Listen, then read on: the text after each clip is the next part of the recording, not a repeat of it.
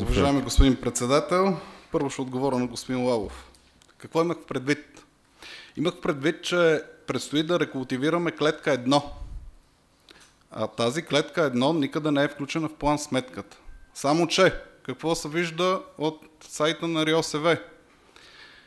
На 2 декември община Панагюрище е подала заявление за възстановяване на 239 000 от отчисленията по член 60, които са необходими за първия етап на рекултивацията, но забележете, без да има мандат кмета на общината, иска да бъде възстановена цялата сума, която е дължима от сдружението. Тоест и този дял, който община Стрелча трябва да финансира и за който месец април аз казах, че тя не разполага за своите отчисления, този път съвсем законно, т.е. незаконно, съвсем явно това става на въпрос. В заявлението, което е подписано от господин Гагов, казва така: поради недостиг на натрупани средства по член 60, по партидата на община Стрелча заявителят е община Панагюрище. Съответно, господин Гешев, директора на РИОСВ, е поискал в 10-дневен срок да бъдат предоставени допълнителни документи, които да удостоверят това право. Тъй като това не е било изпълнено, е получен отказ.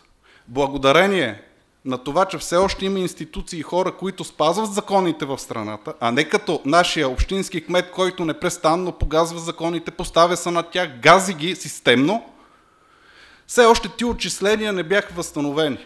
Но това, което е лошо, е, че пазителят на публичните средства си позволява да прави нарушения. Аз му нямам доверие. Той ще занули сметката от отчисленията, които наследи, а за 24 и 5 година предлагате да бъдат текущи разходи. Господин Шиндаров, това е много съществено, защото е превишаване на права и ако беше реализирано е за прокурор. Господин Шиндаров, в момента влизате във внушения, които са обект на хипотези. Ето ги документите, господин Лалов. Предоставям ви ги. Благодаря. Предоставям ги, те са публични. Са хипотези. Аз само ще кажа и следното. От месец декември, когато е направено това искане, въпросът за битовите отпадъци е разглеждан на няколко комисии. Разглеждаше се и въпроса за кандидатстване по проект за надграждане на системата за разделно събиране. Господин Гагов нямаше смелостта да ни каже какво е направил. И то може би знае защо. Защото е незаконно съобразно. Аз съм потресен и възмутен, защото за 12 години не е имало кмет, който да си позволява без мандат на Общински съвет да си прави каквото иска. По втората точка, защото и тя е съществена. Какво става? Шиндаров само притиска времето. Притискаме времето, ама... Той изтече, но да приемем, че ви притиска. Понеже аз това го считам за твърде съществено, защото той има отношение към това как се управляват нашите средства. Затова не ви отнем думата, господин Шиндаров. Да, благодаря. Това, което ще се случи, ако не приемем план сметката, т.е.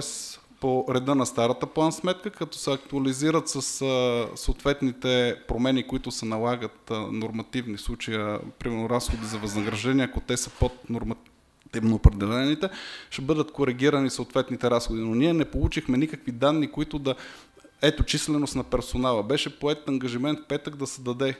Нямаме данни. Ние не знаем с каква численост се осъществява дейността до момента, с каква се предвижда за бъдеще да се осъществява, каква е била средната заплата, каква евентуално да стане. Тоест, ние нямахме данни, на които да разсъждаваме. И всичко това, нали, в момента той закона казва какво се случва в случай, че план сметката не бъде въобще приета. Не само отхвърлена и не бъде въобще подложена на внесена такава.